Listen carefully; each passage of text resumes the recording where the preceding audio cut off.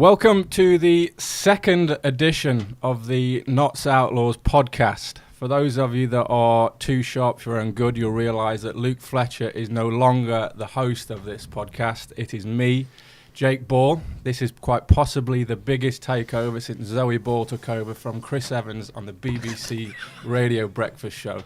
So, without further ado, let's get on with it. In the studio today, we have got top brass. We have got the men at the top of the pile. We have got Peter Moores and Steven Mullaney. Welcome, guys. How are you doing? Good, Bolly. Thanks. Good morning. Good to be here, Jakey. Good. You excited for what's about to come? You know, my new podcast. I'm trying to jazz it up a bit. How are we feeling? Wow, I'm eager in anticipation, Jake, I reckon. Good stuff. All right, okay, so over, obviously, we just started back after Christmas and New Year. I find like Christmas and New Year is a great time to sort of reflect on stuff and reflect on the year that's just gone by, and I'm sure that you two are quite similar, obviously, the position you are as a captain and head coach. So just a quick one on sort of reflection of last year and how you thought it went. Yeah, pretty mixed season, I think. We knew that it was going to be a year of transition with the players and the calibre of players that we lost. Change of captain, just a big change of personnel, I think. So I thought we started unbelievably well, obviously winning 3 out of the first 5. After the first 5 championship games, we were top. We believed that we could go all the way and win it and finish up there with the likes of Surrey, and then we finished up there. And obviously the last 6 weeks were really tough. We got to 2 quarter-finals in the white ball stuff. I pretty much thought we got what we deserved, 2 quarter-finals, which is probably where we was at as a team, and staying in the division, which I thought we deserved to. Yeah, no, I'd agree with that. I'd totally agree with that. I mean, I think we got... It gave us some really good things to work on this winter, which is where you know, it reminded me, when you're right, you have a break, you always think back. But the 2 quarter-finals we lost them both in some ways because...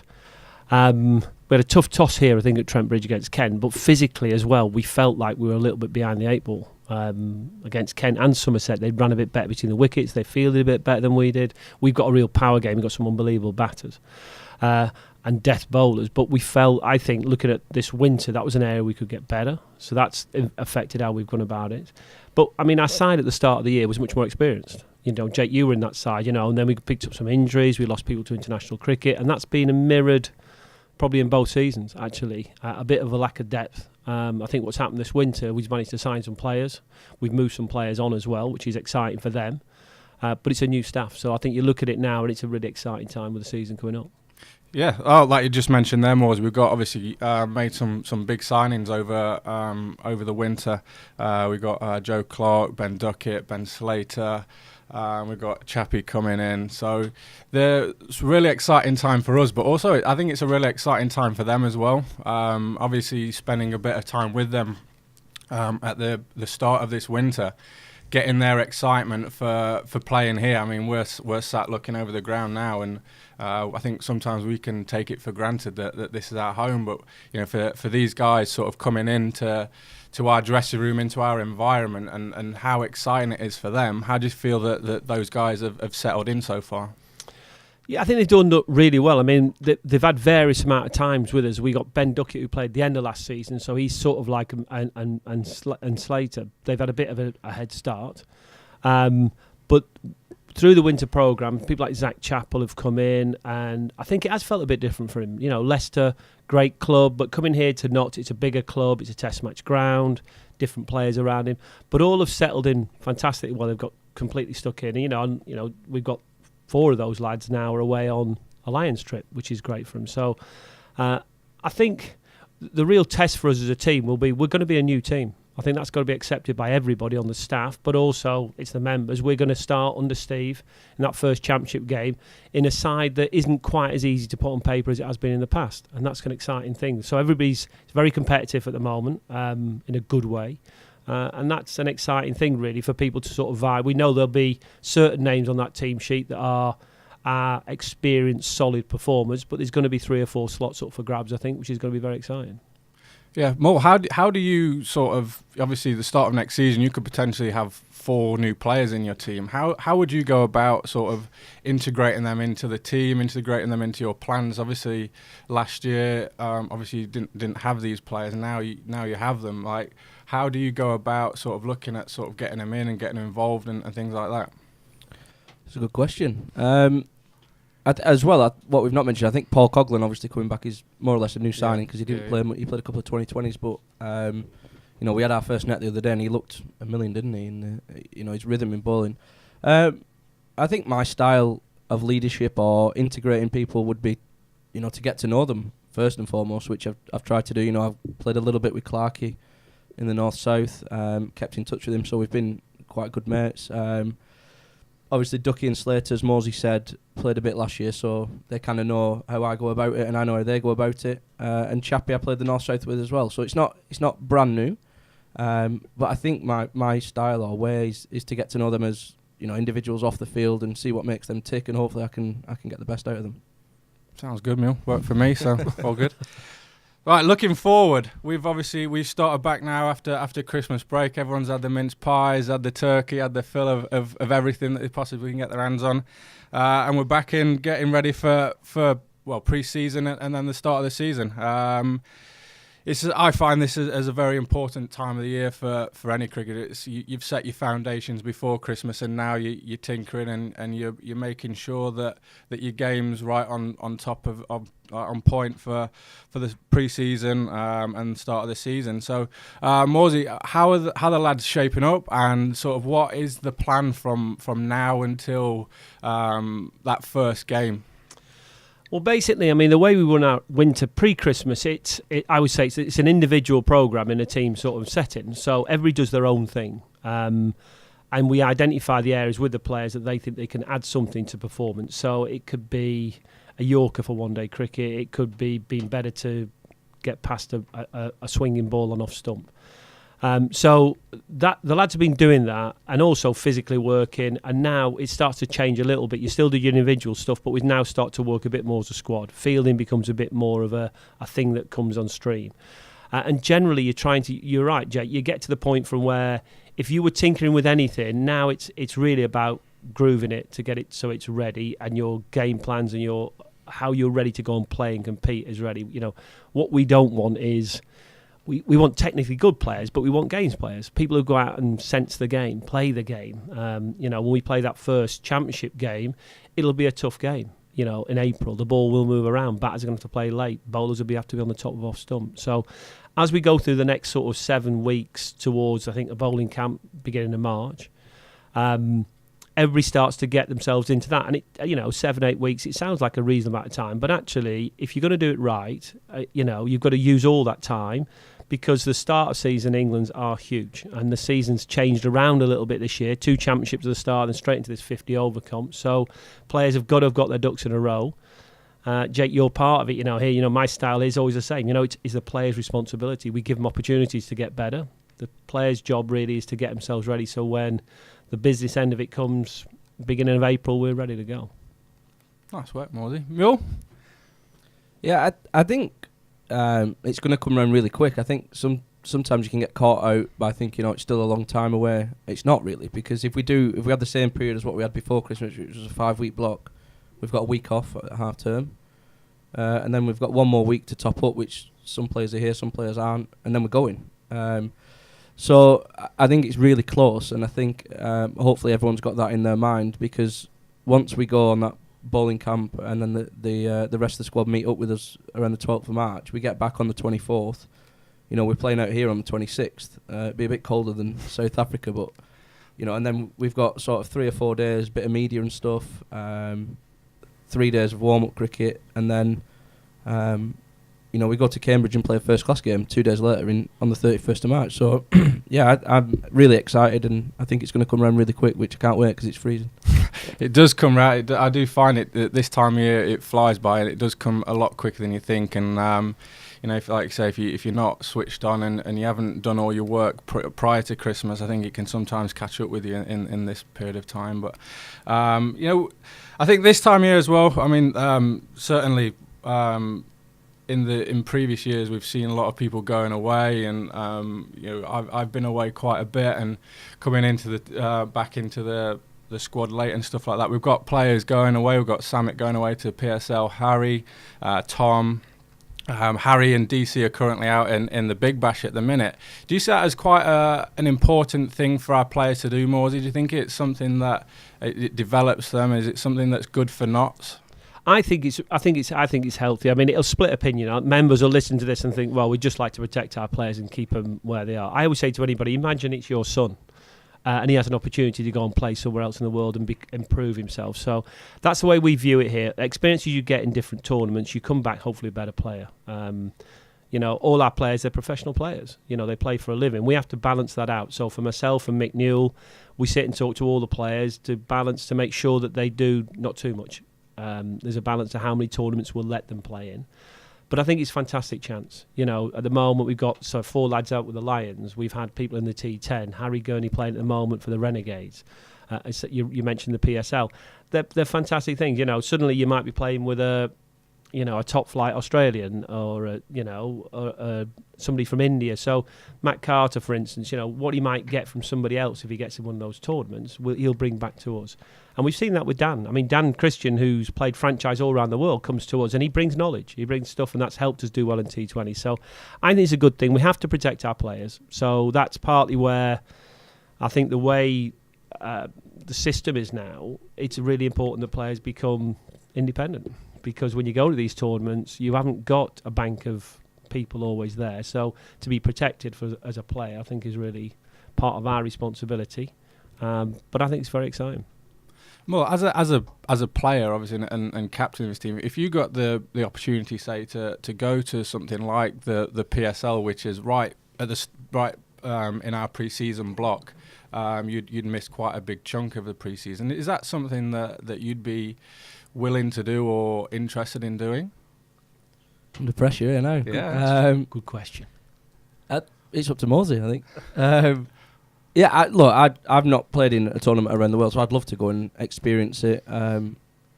As Morsey said, I think it's, and some people listening will have, think it's a detriment of the team, but also I think the benefits you can get, as Morsey said, with Dan coming back, Harry coming back from the Big Bash, I'm so sure he'll have more, and he's going to the IPL, so I'm sure he's playing against the best players in the world, which can't make you any worse. But yeah, I'd love to do it, but obviously with a balance of leading Notts and making sure that it's not at the detriment of Notts in any format. Good answer, Mill. Well done. Rosie, you mentioned lads going away with the Lions and stuff. As a lot of us have seen, obviously England are out in the West Indies at the minute, preparing for their Test series. I think we're just going to chuck it a bit out there and play a bit of selector, and we're going to try and pick our starting 11.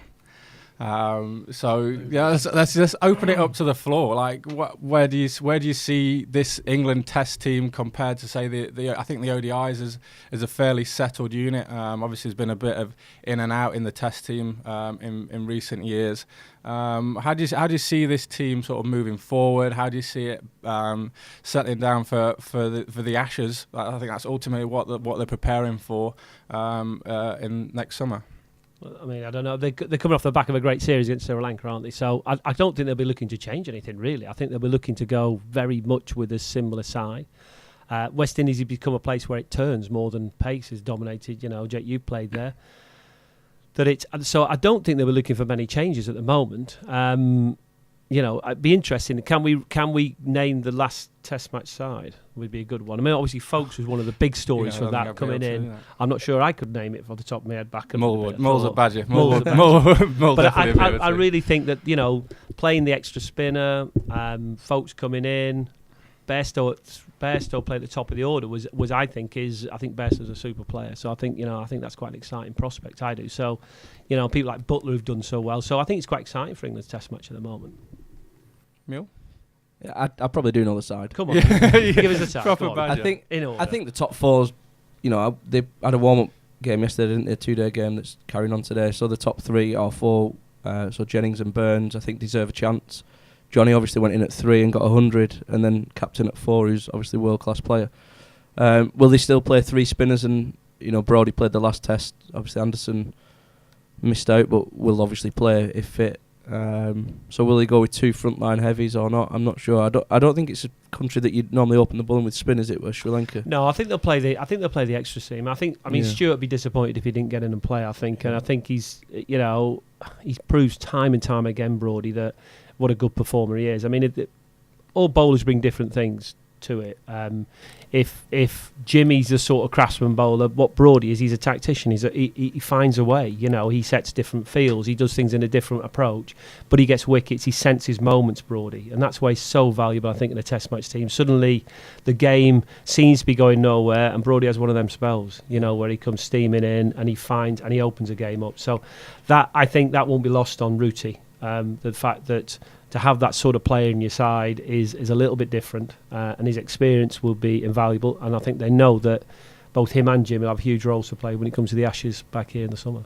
Yeah, I think one thing as well with Brodie, we've seen behind closed doors how hard he's worked through the winter. Obviously not playing, he played 1 test in Sri Lanka, but he comes in here and he's working on this new short run up and his new action and stuff like that. So he's really hungry to he wants to play another test at Trent Bridge where there isn't one this year. So his longevity for England in his mind is quite a long period of time. So he wants to nail it in the West Indies. Get ready. Hopefully we'll see quite a lot of him because the Ashes isn't till later with the World Cup being on, and hopefully he can put some performances in for us and give himself the best chance of performing in that Ashes series later in the summer.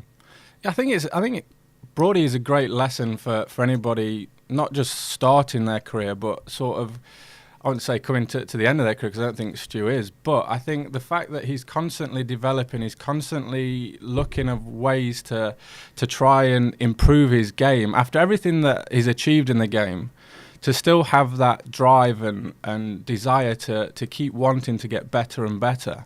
I think it's a great lesson for anybody in the game, anybody that's just starting out in the game, or somebody like who's coming towards sort of like their end of the career. It might even be in a comfortable position. I think it's a great lesson. And him and Jimmy together in that England side play such a big role in the development of the team, because you see these players constantly work. And Cookie was the same. I couldn't believe how hard Cookie worked on his game. I remember being out in the Ashes last year, and he was going through a torrid time. He couldn't buy a run, but he was working so hard in the nets, working so hard, and he got his 100 at Melbourne. And when he came off the field, I've never seen anybody like that. After he just sat in his seat, he had his towel over his head, and you could see he was almost sobbing, because you could see how much he'd worked for that innings. And it was great to see. And if I could take a picture, I'd have taken a picture of that, because if I could show that to any young batter, say, look, this is how hard you have to want it, how hard you have to work for these gains. And I could not speak any more highly of these players that are in, or that, well, Cookie that now isn't, but Jimmy and Brodie that bringing on this test team now. They set a real high example of how you should go about your cricket. Sort of it's sort of the thing that goes with all those top players, isn't it? They just want to keep getting better through whatever, a mixture, I think, of knowing you've got to survive it, because they've been around it long enough, and they just want to be the best.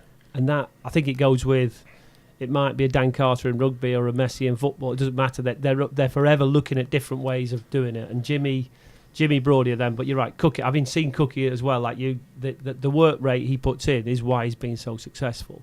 And it frustrates when people don't always see that, and they just think that it just comes. It doesn't for sportsmen, does it? They've got to work like everybody else. Yeah, you have to work pretty hard, and I think that's, like I say, not a lot of people sort of see how hard a lot of these players actually work and how much they put on behind the scenes. I think sometimes we get a little bit about our winters. You don't do anything in the winter, but actually, the people don't see a lot of the work that goes in. We put quite a lot of work into what a season is and how you have to get through a season. Right. This is going to be my new thing. So I'm going to try and jazz up the podcast a little bit. So I'm going to play. Everyone's going to have this. I'm going to have a little game. I'm going to give you 4 stats on one of our players, and you're going to have to tell me which of our players. Is it a competition or just? It's a competition. I have played 50 first-class matches. My first-class average with the bat is 29.81. They're your first two. I'll just 50 first-class matches. This is the same person, as in... Yeah, Right, okay. And he's one of our players. he's one of our players. 50 first-class games. Good question. My Right. T20 average is 35.50. Got it. I've only played 11 matches. Got it. Jake Libby. Yes. I have to make this harder, don't I? Damn. 50 first-class matches got me a little bit, actually. You didn't you mention it in the huddle last year? So you should have got that. You gave him a round of applause. Yeah, I got it. How well did Jake play last year, by the way? T20. T20. Unbelievable, wasn't it? Yeah. I mean, He hit six, there's another isn't message in that, isn't there? You know, we talked about the work, but what he did, he freed himself up to play, didn't he? I mean, it was. But he played as well as any number 3 in the country, didn't he? Really, he played superbly. Yeah, and again, I think it's another lesson. I think most of us, well, I personally, I sort of pigeonholed him as a bit of a Red Bull specialist, but I think it shows the development of the game and how far it's come. That Jake's just come in and played. I don't think he played like a normal T20 player would. He came in and played proper cricket shots and he hit the boundary. I think at Trent Bridge, you get your value for your runs in T20 cricket. I know that as a bowler. He did it away from home. Did it against different attacks, didn't he? You picked his spots. Yorkshire played really well, yeah. And because he does other things, he's quick between the wickets. And as I say, I think for him or for any of us, we all want to play really expressive, great cricket, but it isn't that easy when you're trying so hard. But for everybody, when we can sort of, I say, free up a bit and trust ourselves, we play better. And that's what he did in that tournament. He came in, a bit of a left field, I think. Give Dan Christian some credit there as well. In he went, and he played brilliantly. Played really well. Well done, Jake. Challenge us or not? I'm gonna have to develop that a bit. Is that more it? Just on one? It was, yeah. Well, I thought there was 3 or 4. It's a work in progress, Mill. It's my first podcast. I'm getting it, and I'm gonna finish. I'm gonna try and finish this with everybody this year. I'm gonna give you a little scenario. So say we call him Joe Bloggs. We always call him Joe Bloggs, don't we? He's 13 to 15 years old. He's sort of ticking along. He's in the county setup. He's doing all right. He's just your steady player. What little nugget of advice, what little thing could Peter Moores, head coach, Steven Mullaney, club captain, what would your little bit of advice be to this player to say, look, no, this is like, I don't know what I'm trying to say here, but it's a bit of advice to maybe a listener that's wanting to develop their game, or just a little something to sort of push them on to the next level. You've had some good questions, Cheers, mate. Very good. Bit better than Fletch, I think. Cheers, mate. I think, I wish I knew what I know now 10 years ago. Most of us do, Mill. Yeah. But I think that's the amazing thing now. Like players like Clark here, who are 22, 23. Tom, who's 21, 22. 22. They're getting to know the games really early, and that's something that I didn't do until I was probably late 20s. But my advice would be to try and learn, as quickly as you can, the basics that stand you in good stead for all 3 formats, because the basics of the game don't change. If you look at, some of the best players in the world, so your Virat Kohli, Joe Root, Kane Williamson, Steve Smith, they pretty much have the same technique for all 3 formats. They just ramp it up and score at a quicker rate. That's all they do. Yeah, they have the odd ramp and stuff like that, but when they start their innings, their basics are very, very similar, and they just play proper cricket shots and still strike at 140 in T20, 100 in 50 over, and then obviously the game to back the longer period of time in the 5-day stuff. So that would be my advice. Mosey, just a quick one on. Obviously, you've had Tom, that's obviously your son. He's come into he's obviously done really well. He's out in the Lions now. What did you say to him growing up? Did you give him a lot of advice, or did you let him sort of just get on with it? Did you let him find his own feet and let him find his own technique? Certainly let him find his own technique. I mean things like Tom wanting to bat, love batting, so I'd say the same thing to him, hit it hard on the ground. But I always encourage him to hit it hard, because hitting hard on the ground because 2/3 of people are out court. So to me, it seemed to make sense to people, whack it hard on the ground. If you want to whack it hard, you've got to be in technically good positions. So you've got to find your way. So I do most of the work I do with Tom, and Tom loved it. So I was very conscious to never do with Tom what I would call overly technical sessions. But you have to help, Muller understand the game. To understand the game, you've got to do quite a lot of it. And I think I'd say that to anybody. If you love doing it, you love batting or bowling, then there's no get-rich-quick bucket. You've got to do quite a lot to get better. The danger is, sometimes now with coaches, we think if we chuck in 2 bits of technical info, we'll soon become a good player. You've got to do it again and again, and you get better through the volume of doing it, really. But for Tom loved hitting a cricket ball or catching a ball, so he did loads of it, and with that he got better. And my job was to be enthusiastic for him. If he wanted something to throw at him, I'd throw at him. I wouldn't tell him anything, I'd just throw it. And I reckon a lot of his stuff he got throwing a tennis ball on the grass at the back, it's all over the show, whacking it there like we all did into people's back gardens. That's what pretty much happened. And then at certain times, he would then, as he got older, he'd occasionally come to me and said, Dad, I can't do this, what about this? And then I would give him something. But if he didn't ask me, then I wouldn't. The only problem is your back garden's next door's about 400 yards away. Well, he used to hit it into the pub, it was perfect. I could go and get it. He was an hour fetching that ball. No, cheers, lads. Honestly, thanks for coming in and being involved in my first podcast. Hope you've enjoyed it and look forward to the next one. Cheers, mate. Well done, mate. Excellent.